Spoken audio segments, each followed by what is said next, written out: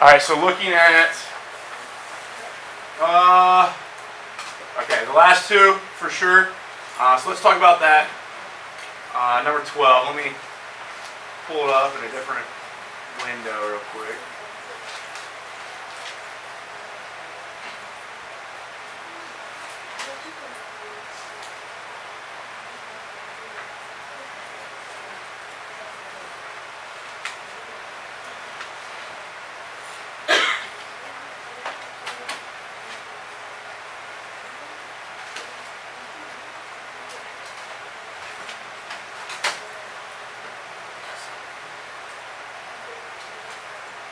Alright, just as we read it, kind of think about, while this is loading, we'll think about what we're going to do here.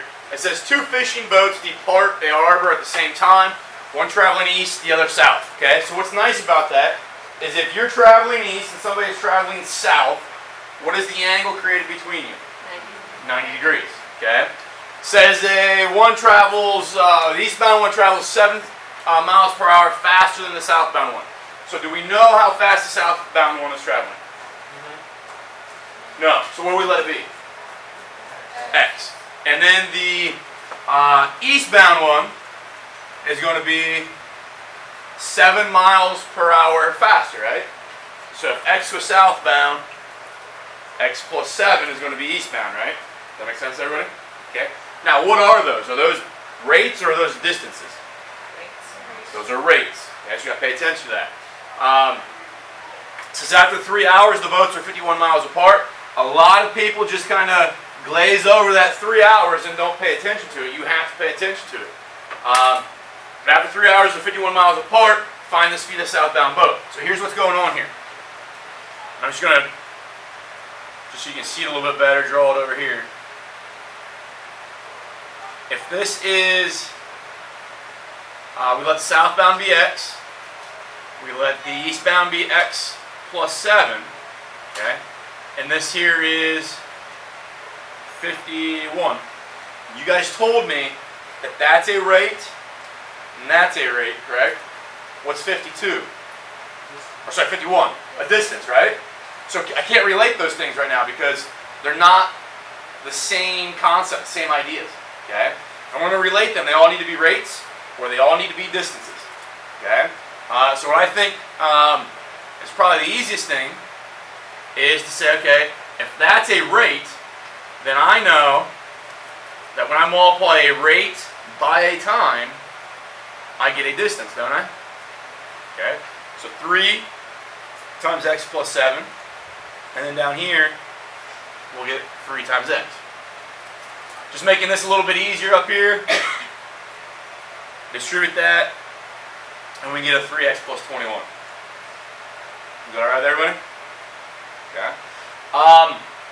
Going on then, and this is the question I asked, why when there's eastbound and southbound, what kind of angle do you have between one another? What's the number one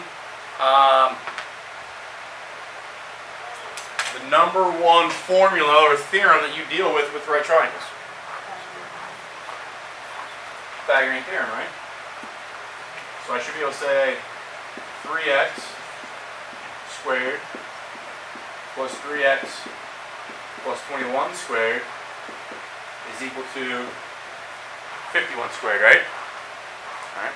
Now just be careful here because I've seen people doing this and they were right. Okay, but then after this they mess stuff up. Where does that power of 2 for 3x, where does that go to, or what does it go to? Does it go to just the x? It goes to 3 as well, right? Because it's in that 3x is in parentheses. So this becomes 9x squared. Okay. Now the 3x plus 21. Okay. 3x plus 21 squared. Come over here and do that. What does that mean I have to do? Yeah, I got to FOIL. So I'm going to write this way. 3x times 3x is 9x squared. Okay. 21 times 3 is what, 63? Double that, I get 126 x. Okay. And 21 times 21 What's 21 times 21?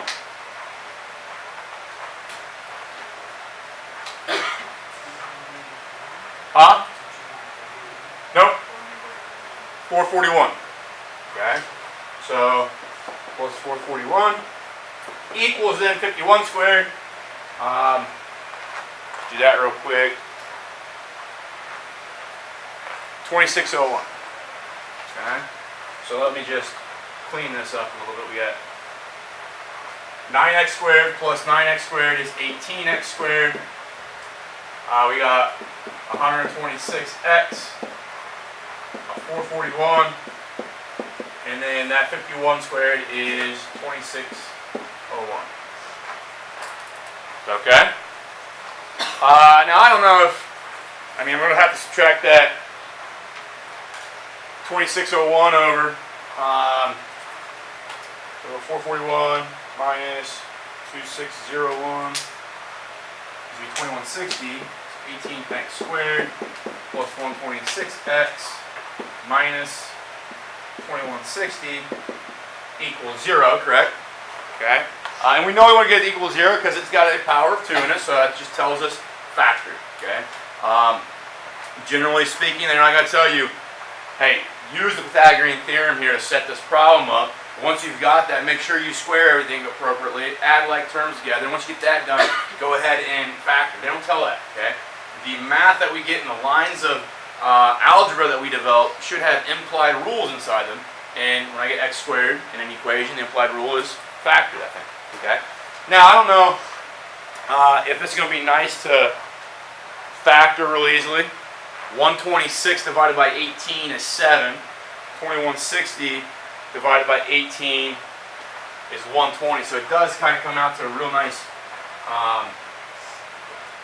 quadratic equation here if I just divide everything by that a term. Okay, a lot of times what I'll do is I'll just skip that. I'm not saying it's the best thing to do, but when my numbers are really ugly, I just jump straight to the quadratic formula because it's going to save me probably a little bit of time in the long run anyways. But if you divide everything by 18, you get x squared plus 7x minus 120 is equal to 0. Now we're looking for two numbers that multiply together to give me 120 and add up to give me 7, right? Okay. You know what those are?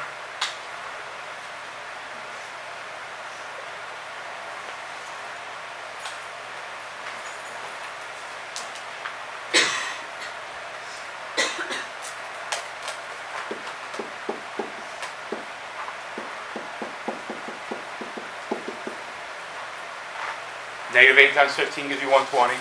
Negative 120. If I add those two values, I get 7 back. So that tells me x is 8 and x is negative 15. Okay? Now I go back up to the problem. Remember what we let x be, right? Initially, x was that southbound rate, correct? Okay? So that's what they're asking for. Well, that's what these represent. Obviously, if it's a rate, that answer doesn't make sense, right? It's an extraneous solution. And we go back up and recognize that 8 is the value we're looking for. And you can check this pretty easily. If I go 8 times 3, I get 24. Okay? 24 plus 21, what's that? 45?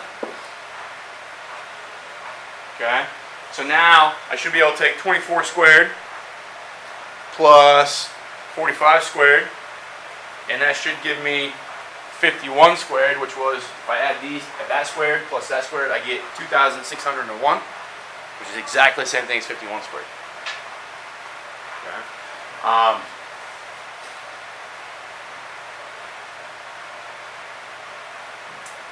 Does that help? All right. You got to make sure, and that's what happens throughout the course, and especially when you get to a calculus course, is that, we didn't do a problem like that in class, right? We didn't do an example like that. But you have to be able to pull out from previous courses some information that you've used, some ideas and concepts that you've thought about before, to relate your information, and then we get down to, once we do that, we get down to a quadratic equation, which we're focusing on now, and we can solve that. Okay. So that was 12, 13, was, it's much like the ones we did in class with the ball being thrown or the bullet being shot.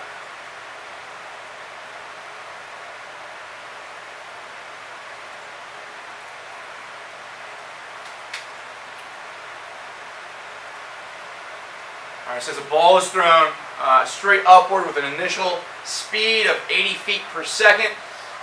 Use the formula h equals negative 16t squared plus v sub naught t. If not possible, or impossible. Okay. So the first thing it says, when does the ball initially reach a height of 96 feet? Okay. The key thing here, and I saw a lot of people doing this yesterday and today, when they want to know when we reach 96 feet, think about the image that you're getting here. We're going to, because there's no constant term here, we're going to launch this ball from the ground, from the origin basically. Okay, and over time, that's the parabola that's going to exist, right? That's the set of data points that's going to be collected. And the formula is h of t is equal to negative 16t squared plus 80t. Okay, that's the general formula. But we want to know, when does this thing initially reach 96 feet? So the h of t becomes our 96. Okay, remember h of t always represents height at a particular time. Okay, so if I put that 96 in there, it leaves it with just t, and now we can solve for that time. Well, understand what this means. We start at 0, eventually we'll get to 96. Okay, but if I draw in that horizontal line at 96, I have two intersection points. That one and that one, right? Understand that this axis is time. So chronologically, this is the initial time that I hit 96. Going up and it's going to come back down. This will be the second time I hit 96. Does that make sense to everyone? All right. So when you do that, when you see the word initial, it means the first one. Okay. So a lot of people were typing both answers in. Make sure to pay attention to that word initial. But again here, we're going to go 0 is equal to negative 16t squared plus 80t is equal to minus 96. That's all equal to 0. Okay. Now it looks like all of those values are going to be divisible by 16. 80 divided by 16 is 5, isn't it? 96 divided by 16 is going to be 6. Okay, so we'll divide everything by negative 16, gives me t squared minus 5t, and this will be plus 6. So we'll get t, two numbers in multiply together give me negative 6, and add to give me negative 5, or negative 3, negative 2. That's equal to 0. So then t is 3, and t is 2. Okay? If t is 2 and 3, which one's the initial one? Which one's the first one we come across? 2. Okay? So time here is 2. When we hit that one, when we hit that one, time is 3. Okay? Is that doable? Alright. I'm going to leave that picture there because I think that picture is going to help us answer the rest of these. But it says, when does it reach a height of 192 feet? Okay? I'm actually going to skip that one real quick. Okay? Because I think if I answer part C could potentially answer part B for me. Alright? So let's go ahead and do part C. And you could do part B first and understand what the math is telling you, and we'll look at that, but I think doing part C first might be a little bit better. It says, what is the greatest height reached by the ball? Okay? Two ways of doing this. Okay? The first way is really simple. Okay? If you have both x-intercepts, okay, or in this case t-intercepts, parabola is going to be symmetric with respect to those things, right? Okay? So if we know that we started here at 0, and this one finished. I don't know where that one finished, okay? But because I start at the origin, okay, and I pass through somewhere beyond 3, I know, just because of symmetry, that there is a axis right there of symmetry for that parabola. And what is nice about that is that it's also symmetric with this time 2 and that time 3. Okay? So those two distances I just put in there, they're obviously the same, right? So what would be that middle point between 2 and 3? 2.5. Okay? So at a time of 2.5, I know that that's when I'm going to reach my maximum. Okay? Now another way of finding that 2.5 we talked about yesterday, using the vertex as being the opposite of b over 2a, comma h evaluated at whatever that quantity was. Okay? So when we're looking at our negative 16t squared plus 80t, okay, equals h of t. Okay, when we're looking at that, opposite of b would be negative 80, right? Over 2a, well, that would be negative 32. Okay? That gives me 5 halves, or 2.5, correct? Okay? And that is the time, right there, that is the time that our ball has reached its highest point. So now how do I find that highest point? That quantity, this is not the answer, that's the time. Okay, the height they're asking for is when you plug it into that. Okay? So now we're going to find h of 2.5, which just means plug in plug in 2.5 into the h of t formula. So this is going to be 2.5 here, and 2.5 there. So algebraically, that's going to look like this. We go negative 16, 2.5 squared, plus 80 times 2.5. And just for sake of speed, I'm not going to show that on the calculator. We're going to see that that does end up giving me h of 2.5 to be 100, and that 100 then is that height. So at 2.5 seconds, our ball has reached a height of 100 feet. Is it okay? And that's the maximum, right? Because that's the vertex. So in question part B, it says when does it reach a height of 192 feet? Does it, if that point right there is 100, does it ever reach 192? No. Okay? Now, if you didn't do it that way, that's fine. Okay? You could do it this way. Let me just clean this up a little bit. If I didn't do part C and then come back and do part B, I could actually do part B by itself. Okay? So I get negative 16 t squared plus 80t is equal to h of t. Well, they're saying h of t right now should be 192, right? So equals 192. I want to get that equal to 0 so I can solve it. So we'll go minus 192 is equal to 0. Okay? Now I don't know if 16 goes into 192 real easily, but this is something that I would do.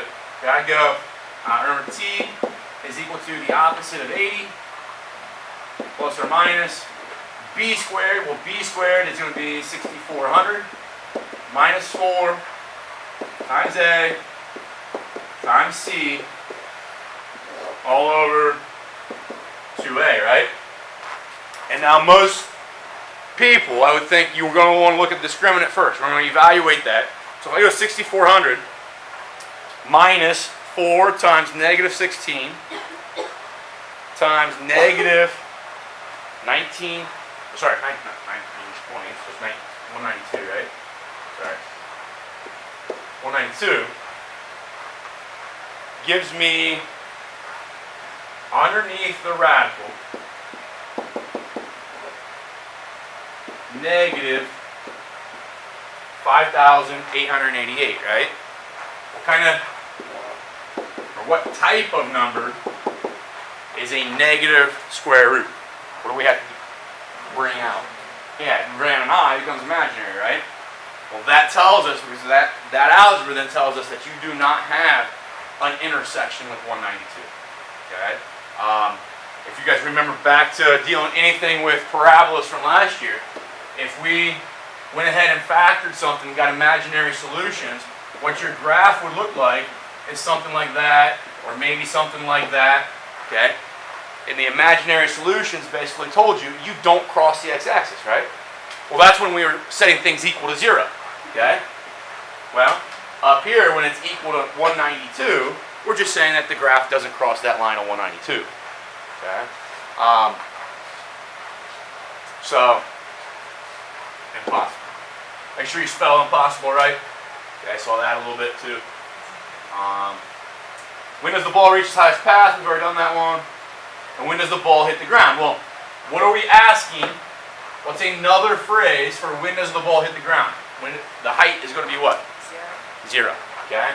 So we're going h of t again, negative 16t squared plus 80t. But now that value is 0. Okay? A couple different ways you can do this. You can use quadratic formula, but seeing that both those numbers are divisible by negative 16, I'll do it this way, t squared minus 5t. What can I take out of both those? T. Okay, now if both those multiply together give me 0, either t is 0, that one's 0, or t minus 5 is 0. So those are two potential solutions, right? Well, t equals 0 should make sense to us because that was the initial starting point, right? At time 0, my ball was on the ground, or whatever I don't know, was the ball we're kicking here or something like that? Okay. Yeah, ball's thrown straight up in the air, okay? So it's leaving from the ground, and then after 5 seconds, it returns to the ground, okay? So the 5 is what we're looking for. All right. That's one of the things that's very important about this course, and really any math course that you go on with. Understand that the algebra that we're using to model things does not know that we're using it to model those things. Does that make sense? So it's not going to say, hey, I'm the algebra problem, and I know that you're talking about time, and I know that you want the second time, so I'm only going to show up the 5. It's going to show both answers, okay? And you now have to distinguish which one of those answers makes most sense to the problem. Maybe not something we've done a lot in the past, especially maybe from Algebra 2, when it was more going through the procedures and getting both answers and looking for both answers. If you remember back to geometry, we did a lot of, does this number make sense? Is it a distance? Is it an angle measurement? So then we kick answers out, keep answers. This class is going back to the idea. You have to be very in tune with what the question's asking and what your answers mean to you. Okay? So t equals 5 is what we'll be looking for there. Okay? Again, you can do it the same way, use the quadratic formula. Some of you just go straight to the quadratic formula, nothing wrong with that. Okay? So I'd go opposite of b, plus or minus b squared, well 6,400. Now it's minus 4ac, right? Well, what is c in this case? 0, isn't it? Okay, so 4 times a times 0 is just going to be 0, right? So I got 6,400 minus 0, so I'm done with that. Divide this by negative 32. Well, that's negative 80. Okay, if I add to it 80, divide by negative 2. Well, what's 0 divided by negative 32? It's that 0, right? Okay, and if I do negative 80, now minus 80, so minus 80, so negative 160 divided by negative 32, it's going to be 5. Okay, either one of those works. Okay, like I said, most of the time, it's just really nice that that WebAssign is generating, I think, some numbers here that are divisible by 16. I don't know if everybody did that, but most of the time when my numbers get really big and ugly, I use quadratic formula. I don't even think about trying to factor it. Okay. Does that help? Anyone want to talk about any other questions? We're good? Okay. Let's talk.